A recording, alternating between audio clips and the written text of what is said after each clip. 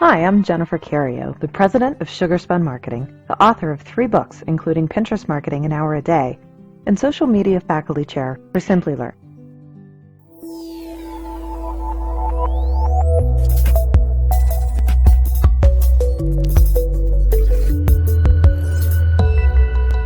Welcome to Advanced Social Media Marketing course. This is Section 1, Introduction to Social Media.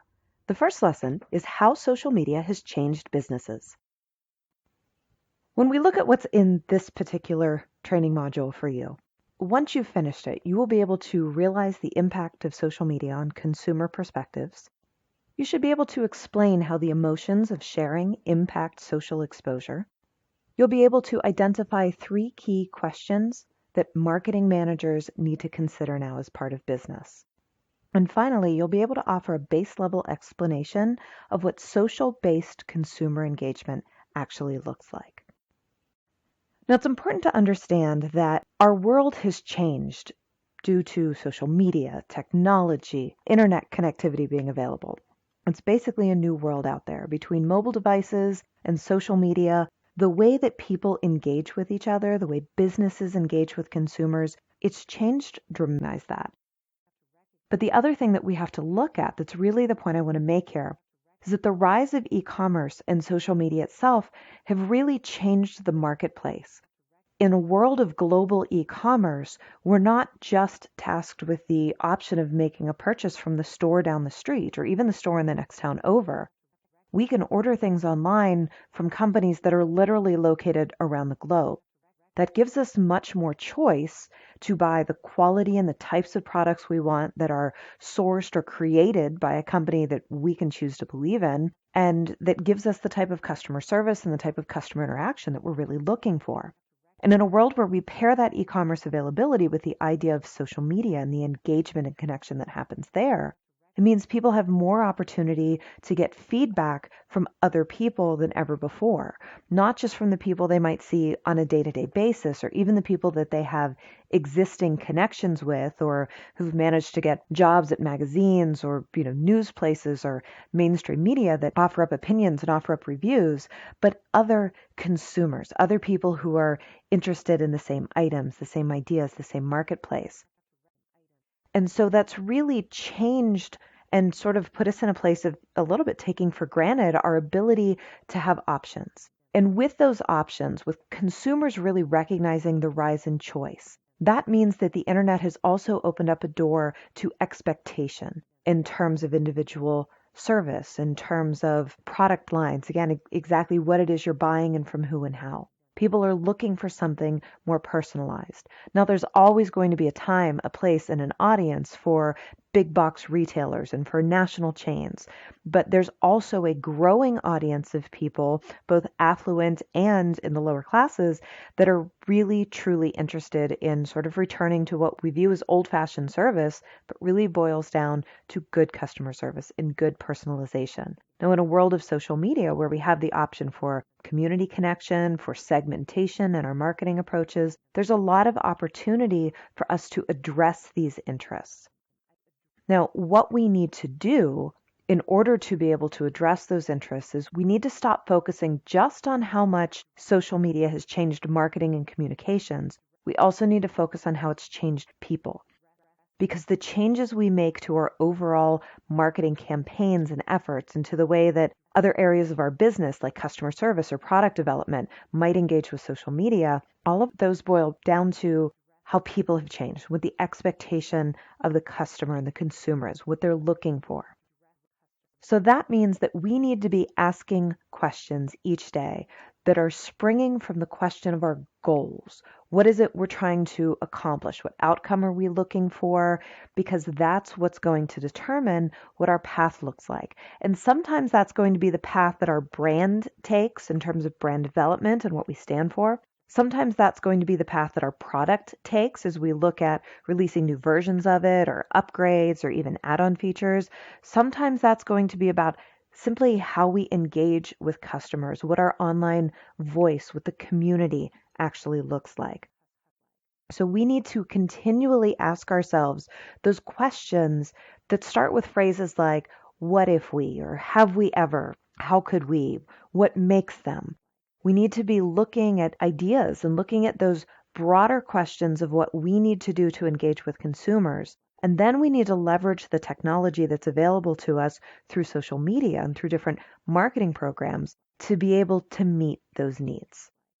So let's start off this entire social media series by looking at, what are the questions we need to be asking and looking at, and let's look at some concrete examples of how different brands have addressed these questions and what the response from consumers has actually looked like. So the first question that we want to ask and that we want to sort of prepare for as we dig deeper throughout this course is the idea of what makes people share. Because in a world of social media, that idea of consumer shared content, that's what leads to the spread, to the awareness, to the opportunity for you to get additional marketing exposure based on that consumer interest. Now, the single biggest thing that makes people share is high levels of emotion. Emotional impact is the single biggest indicator of whether or not someone's going to share content. Now, it's important to remember that it's not just about emotion. What type of emotion are we aiming for? So when we look at some of the studies that actually break down what causes people to share things, the feelings, the positive emotions, those are the ones that are driving the greatest majority of content. Now, when we break this down, looking at the chart here, it comes down to what researchers call a high level of arousal. In other words, a high level of emotional reaction. Now, a positive emotional reaction, that gets shared 70% more than all other content. That said, even a negative type of arousal, anger, frustration, sadness, that gets the second highest share rate. Now, the important thing to remember on that side, though, is that it's very dangerous to try and intentionally do this, because a lot of times when we're sparking those negative reactions, especially things like fear and sadness and anger, that's where we've got the opportunity to potentially walk ourselves into a very difficult situation or to find ourselves with a reputation management crisis on our hands. So in general, unless you have a lot of experience sort of playing around in this type of conversation with the community, it's a good idea to kind of bypass that one and stick with that high levels of positive arousal, because that's really what's most likely to get you both sharing benefits and actual engagement and potentially conversion benefits. Now, it's important to remember that sharing averages overall are low. When we look at things like video content, studies show that on average, for every 24 people who view the video, only one will share it. So that makes seeding extremely important. That means that when you're first launching your content or launching your video, you also need to have in place some type of plan of who you can reach out to say, hey, here's some new content we're launching. This might be something that your audience would be interested in. So it's making sure that you don't just put it out there and hope for the best, but that you're actively engaging with members of the community that you've already invested in so that they can help you get enough of an initial exposure level that you can start to ride those sharing numbers and potentially get past that average, get to the point where you have higher sharing levels and you can get some of that viral benefit that can come when we release popular styles of content online. So let's talk about the possibilities by jumping into an example here. So the question we're going to be looking at today is, how does an airline create an emotional connection with the brand while simultaneously boosting visibility and exposure? And again, this comes back to this idea of positive engagement and positive interactions. Now, it's important to remember that one, ideas can get you further than budget. So sometimes just having an idea, having the willingness to try something unique or different, that can gain you some media exposure that doesn't necessarily require you to put all the time and money into, traditional campaigns. So a great example here is this small to big idea. So if one personal interaction can get a lot of traction and can get picked up in the media because there are positive ideas associated with it, what could you get by increasing the number of personal actions up to, say, 300?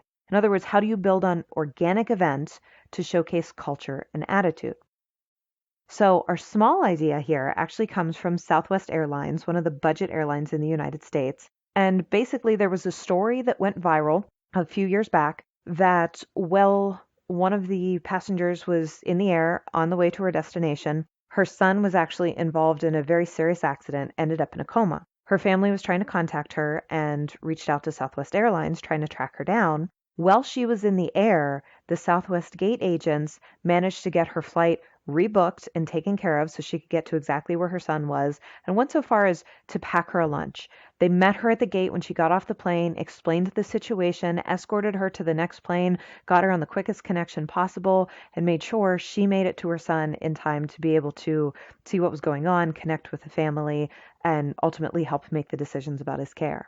Now, this quickly went viral. This was a great example of customer service that simply goes above and beyond. And the sort of warm fuzzies that come from that led to a lot of conversation online from people, including myself, that are frequent flyers on Southwest, saying, this is one of the reasons I love this airline. The customer service here is top notch.